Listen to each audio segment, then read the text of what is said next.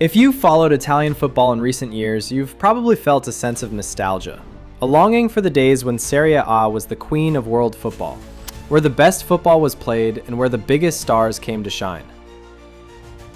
Today, the situation has changed. Just look at the summer transfer window, where the big arrivals were players near the end of their careers such as Luka Modric, Kevin De Bruyne, and Jamie Vardy.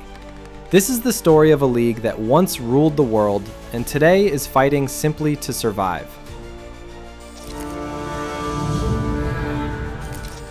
Let's take a simple example. The champion of Italy earns around 60 to 70 million euros per season from TV rights. But a club that has just been promoted to the Premier League receives 110 to 115 million euros from TV rights alone. In Italy, many clubs simply don't have money. Why? High debts, lower TV revenue than England, weak marketing and league branding, private investment is often blocked by old administrative structures, and above all, Italian football is still deeply tied to an old mentality and bureaucracy.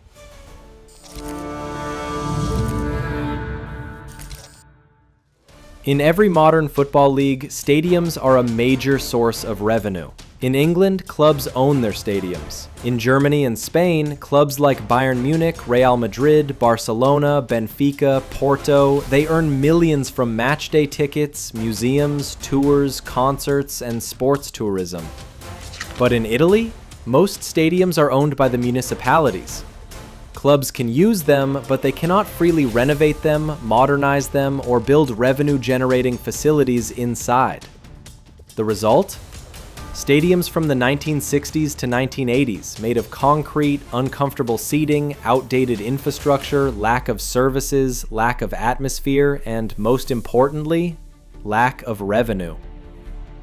To say it clearly, Serie A has the oldest stadiums among Europe's top leagues, and it costs the clubs dearly.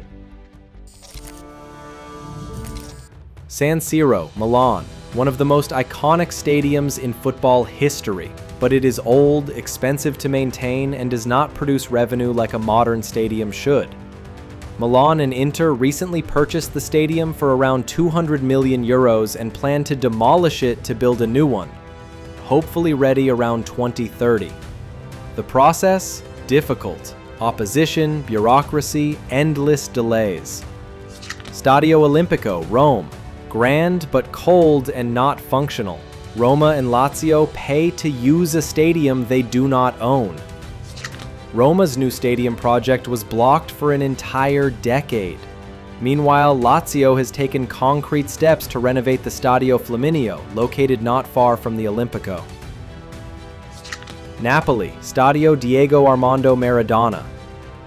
An emotional landmark, but physically outdated. The post-Euro 1990 renovation left many problems unresolved. Napoli are champions, but the stadium does not reflect the club's status. The club is now seriously pursuing modernization. Fiorentina, Artemio Franchi. Modernization began, but the project has faced structural issues, delaying completion. Yet, some clubs have shown the right model. Juventus Stadium generates stable revenue and serves as the commercial center of the club. Atalanta modernized its stadium and immediately increased revenue, fan engagement, and club growth. Udinese transformed an empty, cold, Olympic-style stadium into a compact, modern stadium that benefits the club financially and atmospherically. Where there is structure and determination, progress is possible.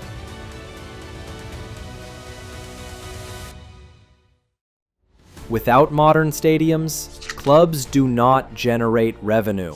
Without revenue, clubs cannot buy players. Without strong players, there's no spectacle. Without spectacle, fans and sponsors leave. Without sponsors, the league declines. This is the broken chain of Italian football. Italy still has a unique football culture.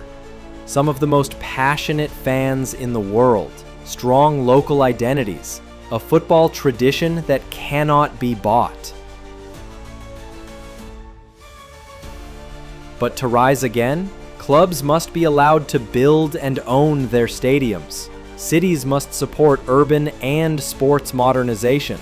And Serie A must understand that it is a global product, not a domestic one. And today, perhaps for the first time in 20 years, clubs are pushing harder than ever for change. Serie A is not dead. It is wounded. This is not the end. This is the fight for revival. Because Italy may not have the money today, but it has something that other leagues do not. Soul. And in football, when you have soul, you always have the chance to rise again.